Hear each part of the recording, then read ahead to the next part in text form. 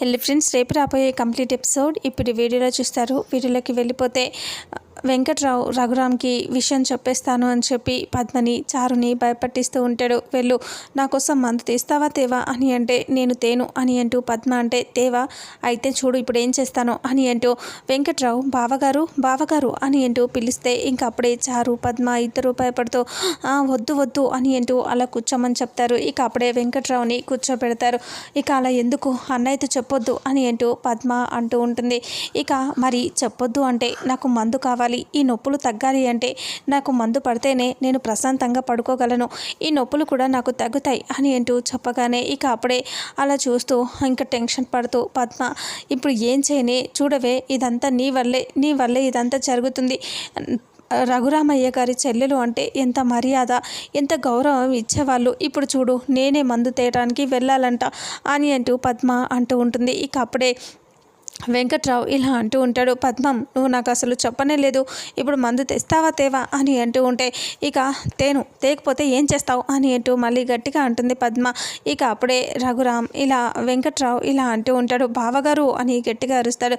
అలా అరిచేసరికి వద్దు వద్దు వద్దు ఆపండి అని చెప్పి ఇంకా వెంకట్రావుని ఇంకా అరవకుండా ఆపేసి ఇలా అంటూ ఉంటుంది, ఎందుకు ఎందుకు అలా అరుస్తారు, అన్నయ్యతో చెప్పేస్తారా ఏంటి అని అంటూ ఉంటే ఇంకా చెప్పాలనే కదే పిలుస్తుంది, మీ ఇద్దరి బండారం మొత్తం బయటపడిపోతుంది అని అంటూ చెప్పేసరికి ఇక వద్దు నేను తీసుకొస్తా మందు అని అంటూ పద్మ చెప్తుంది. చెప్పేసరికి సరే వెళ్ళు తీసుకురా, ఇప్పుడే నాకు మందు కావాలి అని అంటూ వెంకట్రావు చెప్తాడు. అలా చెప్పేసరికి సరే అని చెప్పేసి పద్మ చారు ఇద్దరు చారుని తిడుతూ పద్మ అక్కడ నుంచి వెళ్ళిపోతుంది. ఇక ఆ తర్వాత రఘురామ్ని రామలక్ష్మి బైక్ మీద ఎక్కించుకొని తీసుకొని వస్తూ ఉంటుంది. ఇక వాళ్ళిద్దరూ బైక్ మీద వస్తూ ఉండటంతో శివరాం లోపల నుంచి బయటికి వస్తూ కనిపిస్తాడు. ఇక రామలక్ష్మి రఘురామ్ని ఎక్కించుకొని వస్తూ ఉండటం చూసి పద్మ జానకి వాళ్ళంతా కూడా అక్కడే ఉంటారు. ఇంకా వాళ్ళు చూసి షాక్ అయిపోతారు. ఇక ఒక్కసారిగా ఆనందంతో ఇంకా అలా చూస్తూ సుందరమ్మ కూడా నవ్వుతూ లేచి నిలబడుతుంది.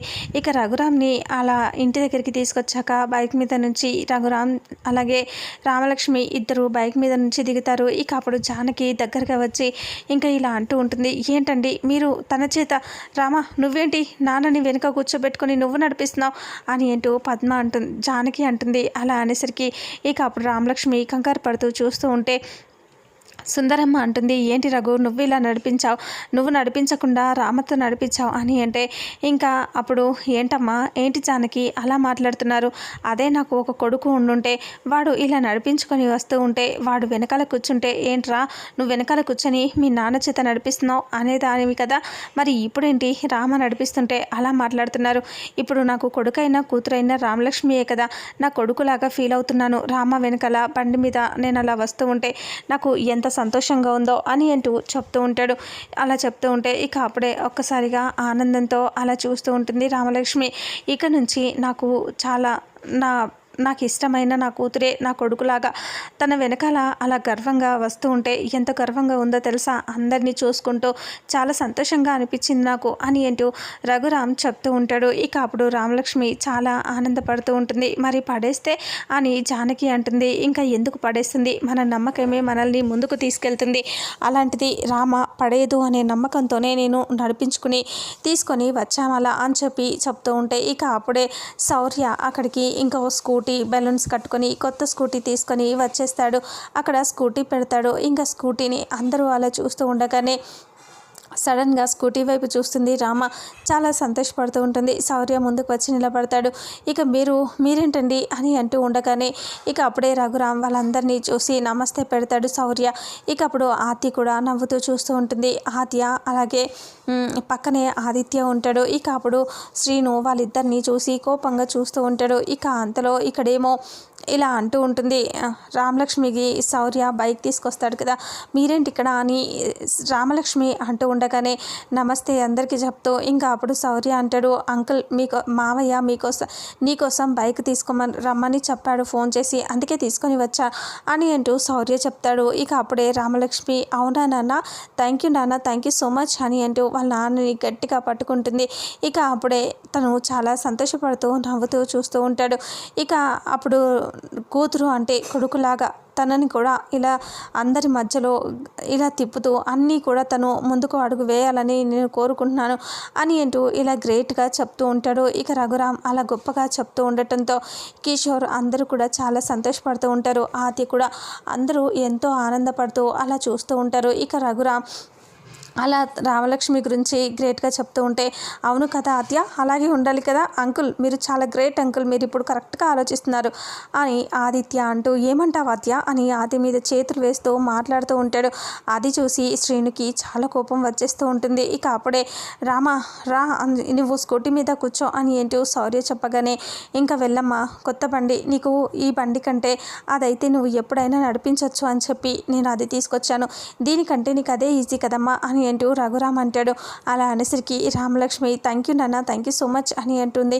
ఇంకా వెళ్ళి బండి నడిపించు అంటే రామలక్ష్మి వెళ్ళి బైక్ ఎక్కుతుంది. ఇక అప్పుడే ఇలా నడిపించకపోతే జానకి అంటుంది, వద్దు రామ, ఇప్పుడు అది కొత్త బండి, దాన్ని కొబ్బరికాయ కొట్టి దిష్టి తీని అని చెప్పి రామలక్ష్మికి చెప్పి జానకి వెళ్ళి అన్నీ తీసుకొచ్చేస్తుంది. గద్దం బొట్టు పెడుతుంది, అలాగే నిమ్మకాయలు కడుతుంది, ఇంకా అలాగే కొబ్బరికాయ కొడుతుంది. అలా అన్నీ చేసేస్తూ ఉంటుంది జానకి ఆనందంతో. రామలక్ష్మి అలా చూస్తూ ఉంటుంది. ఇక అప్పుడు ఇలా అంటూ ఉంటుంది, ఇప్పుడు వెళ్ళు రామ అని అంటే, ఇంకా అప్పుడే శౌర్య రామలక్ష్మి వెనకాల కూర్చుందామని చెప్పేసి ఇలా వెళ్ళి రామ భుజం మీద చెయ్యి వేసి ఇలా కూర్చోపోతాడు. ఇక అప్పుడే రామలక్ష్మి మోచేత్తో కడుపులో ఇలా కొడుతుంది శౌర్యని. కొట్టేసరికి శౌర్య అర్థం చేసుకొని పక్కకి తప్పుకుంటాడు. అందరూ ఉన్నారు, నువ్వు కూర్చుంటావేంటి అన్నట్టుగా చేస్తుంది రామ. అప్పుడు శౌర్య పక్కన వెళ్ళి నిలబడతాడు. ఇక అప్పుడే రామలక్ష్మి అలా చూస్తూ ఇంకా ఆనందంగా నవ్వుతూ ఉండగానే, ఇంకా అప్పుడు అత్తయ్య మీరు రండి, మీరు వచ్చి కూర్చోండి అని అంటూ జానకిని తీసుకొని వస్తూ ఉంటే, జానకి కంగారు పడుతూ, లేదు లేదు బాబు, నాకు భయం, నేను కూర్చోలేను అని అంటూ జానకి చెప్తూ ఉంటే, లేదు ఎందుకు కూర్చోలేరు, రండి రండి అని అంటూ ఇంకా జానకిని తీసుకొచ్చి శౌర్య రామలక్ష్మి వెనకాల కూర్చోబెడతాడు. ఇక అందరూ అలా క్లాప్స్ కొడుతూ ఉంటారు. ఇక అప్పుడే రామలక్ష్మి అలా బైక్ నడిపించుకొని వెళ్తూ ఇంకా చెట్టు చుట్టూ 2-3 రౌండ్స్ తిప్పుతుంది. అప్పుడు అందరూ కూడా చాలా సంతోషపడుతూ ఉంటారు. ఇక అందరూ ఆనందంతో కనిపిస్తారు. ఇక ఆ తర్వాత శౌర్య అలా పక్కకి వెళ్తాడు. వెళ్ళినప్పుడు శివరాం కూడా శౌర్య దగ్గరికి వెళ్ళి ఇలా అంటూ ఉంటాడు, మీరు బాబు అని అంటూ ఇంకా భయపడుతూ మాట్లాడుతూ ఉంటే, చెప్పండి సార్ మీరేంటి అని అంటే, ఇంకా నేను ఆ రోజు ఏం చేశాడు, ఎలా కొట్టాడు అవి గుర్తు తెచ్చుకొని మీ విషయంలో నేను చాలా తప్పు చేశాను సార్ అని అంటూ మాట్లాడుతూ ఉంటాడు.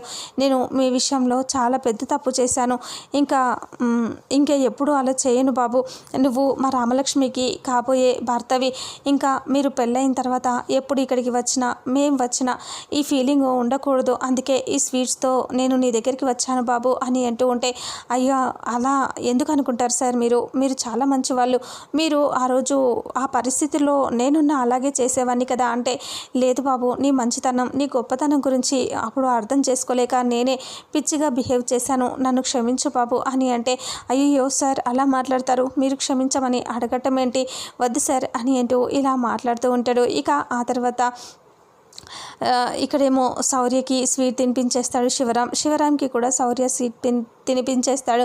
అలా వాళ్ళు స్వీట్స్ తినిపించుకుంటారు. ఇక ఆ తర్వాత రాత్రి అయిన తర్వాత కిషోర్ని తీసుకొని ఇక బయటికి వస్తాడు ఆదిత్య. అంకుల్ ఇదిగో అని అంటూ మందు బాటిల్ ముందు పెడతాడు. వావ్ సూపర్ అని అంటూ కిషోర్ అంటాడు. అలా అన్నాక వెంటనే ఇలా అంటాడు, అవును ఇది నువ్వు తెచ్చావేంటి అని అడుగుతాడు. ఇక అప్పుడే అది సెలబ్రేట్ చేసుకుందామని అని అంటే, సెలబ్రేషన్స్ ఎందుకు అని కిషోర్ అంటే, ఆద్య నన్ను యాక్సెప్ట్ చేసింది అని అంటూ చెప్పగానే ఒక్కసారిగా కిషోర్ షాక్ అయిపోతాడు. ఏంటి ఆద్య నిన్ను యాక్సెప్ట్ చేసిందా, నమ్మలేకపోతున్నాను అని అంటూ కిషోర్ అంటే, నమ్మండి నిజంగా చేసింది, నాకు చాలా సంతోషంగా ఉంది, అందుకే ఈ ఆనందకర సమయంలో ఈ మందు మీకు తీసుకొచ్చాను అని అంటూ చెప్పగానే, ఆద్య నిన్ను యాక్సెప్ట్ చేసింది అన్నందుకు నాకు చాలా సంతోషంగా ఉంది, కానీ ఆద్య అలా చేస్తుందని నేను అనుకోలేదు, ఎందుకంటే ఆద్య నమ్మలేకపోతున్నాను నేను అని కిషోర్ అంటూ ఉంటాడు. లేదు నేను అన్నీ చూసుకున్నాను, అన్నీ తనతో మాట్లాడాను, అందుకే ఇంకా ఈ లవ్ ప్రపోజల్ అన్నీ చెప్పిన తర్వాత ఆద్య ఓకే చేసినందుకు మీకు పార్టీ ఇస్తున్నానంటే, అప్పుడు కిషోర్ అంటాడు, లేదు అన్నయ్యకి ఈ ఇంట్లో ఇలా చేయటం నచ్చదు, అన్నయ్య గారికి తెలిస్తే బాధపడతారు, అంతేకాదు కోప్పడతారు కూడా, ఆయన స్ట్రిక్ట్గా ఉంటాడు ఇలాంటి విషయాల్లో అంటే. ఇంకా అప్పుడే పద్మ మందు తీసుకొని బాటిల్ చేతిలో పట్టుకొని అలా వెళ్తూ ఉంటుంది. ఇక అప్పుడే ఆదిత్య చూసి, అవునా అయితే చాలా స్ట్రిక్ట్ అన్నారు, మరి ఈ ఇంట్లో ఆమె మందు తీసుకొని వెళ్ళిపోతుంది అని అంటూ చెప్తే అప్పటికే ఇంకా పద్మ లోపలికి పరిగెత్తుకొని వెళ్ళిపోతుంది మందు తీసుకొని. ఇక ఎవరు తీసుకెళ్లారు అని అంటూ అడుగుతూ ఉంటే, అదే శ్రీను వాళ్ళ అమ్మ పెద్ద బాటిల్ తీసుకొని వెళ్ళింది అని అంటూ చెప్తే, చచ్చా నువ్వు తప్పుగా ఆలోచిస్తున్నావు, ఆమె చాలా స్ట్రిక్ట్, ఇలాంటివి తెలిస్తేనే కోప్పడుతుంది అని కిషోర్ అంటూ ఉంటాడు. అంతేకాదు వాళ్ళు ఎంత స్ట్రిక్ట్ అంటే నీకు తెలియదు అని అంటూ చెప్తూ ఉంటాడు. ఇక ఈ మందు తాగటం అవన్నీ వాళ్ళకి నచ్చవు అని అంటూ చెప్పేసరికి ఒక్కసారిగా ఆలోచిస్తూ ఇక వెంటనే ఇలా అంటూ ఉంటాడు. అయితే మరి అదేం బాటిల్ అని అంటూ అడిగితే, నాకు తెలిసి ఆముదం బాటిల్ అయి ఉంటుంది, ఆముదం ఈ ఊళ్ళో అలాగే తీసుకెళ్తారు అని అంటూ అలాంటి బాటిల్స్లోనే తీసుకెళ్తారంటే నిజంగా చెప్తున్నారా అంటే అవును అని అనగానే ఆదిత్య ఆలోచిస్తూ సరే అయితే అని అంటూ అక్కడ నుంచి వెళ్ళిపోతామని వెళ్ళిపోతారు. ఇక పద్మ ఏమో మందు తీసుకొని గదిలోకి వెంకట్రావు దగ్గరికి వస్తూ ఉంటుంది. వెంకట్రావు ఏమో ఒసే పద్మం తొందరగా రావే, నాలుక పీకేస్తుంది, తొందరగా రావే అని అంటూ అరుస్తూ ఉంటాడు. అంతలో పద్మ ఆ మందు తీసుకొని వెళ్తుంది. వెళ్ళేసరికి ఇక అప్పుడు పెద్ద బాటిల్ చూసి వెంకట్రావు చాలా సంతోషపడుతూ, పద్మ నువ్వు ఇంత మంచి బాటిల్ తెచ్చావేంటే, నేను హాఫ్ అడిగితే నువ్వు ఫుల్ తెచ్చావు అని అంటూ ఆనందపడిపోతూ ఉంటాడు. అప్పుడు పద్మ ఇంకో బాటిల్ చూపిస్తూ, ఇదిగో ఈ బాటిల్ కొంటే ఇది ఫ్రీ అని చెప్పారు, అందుకే తీసుకొచ్చాను అని అంటూ పద్మ అంటే చాలా ఆనందపడుతూ ఉంటాడు వెంకట్రావు. ఇక నా కోసం ఇన్ని తెచ్చావి, నీక నుంచి నిన్నే పంపిస్తా అన్నట్టుగా అలా మాట్లాడుతూ ఉండటంతో ఇంకా తను మాత్రం చాలా సీరియస్గా ఆలోచిస్తూ ఉంటుంది. ఇక అప్పుడే వెంటనే సరే తొందరగా తాగేసేయండి, ఎవరైనా చూస్తే తెలుస్తుంది అంటే, ఇదిగో ఉంది కదా అని అంటూ థమ్స్అప్లో పోసుకొని తాగటానికి రెడీగా ఉంటాడు. అప్పుడే పద్మ అక్కడ నుంచి బయటికి వెళ్ళి వెంకట్రావు మందు బాటిల్ పట్టుకొని ఇంకా అది చాలా హ్యాపీగా ఫీల్ అవుతూ ఉంటాడు. ఇక ఆ మందు బాటిల్ పట్టుకొని ఎంతో ఆనందపడిపోతూ ఇక థమ్స్అప్లో కలుపుకొని తాగుతూ ఉంటాడు పాట పాడుకుంటూ. ఇక ఇంతటితో రేపు రాబోయే ఎపిసోడ్ ఎండ్ అవుతుంది. మరుసటి ఎపిసోడ్లో ఏం జరుగుతుందో తెలుసుకుందాం.